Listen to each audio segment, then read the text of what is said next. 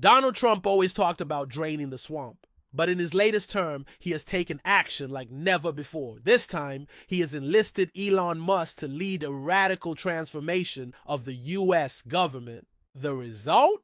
The Department of Government Efficiency, or DOGE, a sweeping initiative that has embedded Musk's team into multiple federal agencies, from the Department of Education to the Department of Defense. Musk's approach mirrors his corporate playbook: rapid disruption, mass layoffs, and an obsession with efficiency. The goal? To slash at least $1 trillion from the federal budget. But despite bold promises, the numbers don't quite add up. DOGE claimed to have saved $55 billion.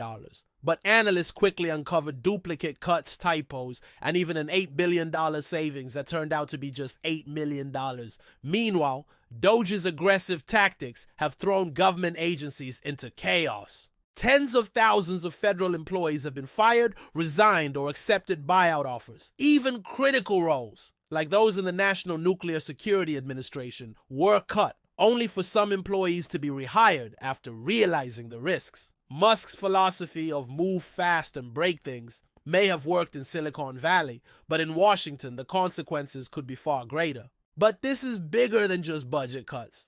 DOGE's actions align closely with Project 2025, a conservative plan to slash federal budgets and expand executive power. Trump's Office of Management and Budget Director Russell Vought is a key architect of Project 2025, and many of its ideas are now being implemented through DOGE. Lawsuits are piling up as unions and advocacy groups challenge the legality of these mass firings. But the administration is moving too fast for the courts to keep up. And then there's the question of Musk's own interests. His companies, SpaceX, Tesla, and others, stand to gain significantly from the restructuring of the federal government. SpaceX competes with Boeing and Lockheed Martin for government contracts, while Tesla is regulated by federal agencies that Musk's team is now reshaping. Even more concerning, at least 5 inspector generals investigating Musk's business dealings were fired under the Trump-Musk administration. The White House insists Musk will police his own conflicts of interest, but critics argue that's not nearly enough. With over $3 billion in government contracts awarded to Musk last year alone, the potential for self-dealing is enormous. The United States is at a crossroads. Will Musk's influence create a leaner, more efficient government, or will it leave Washington in chaos?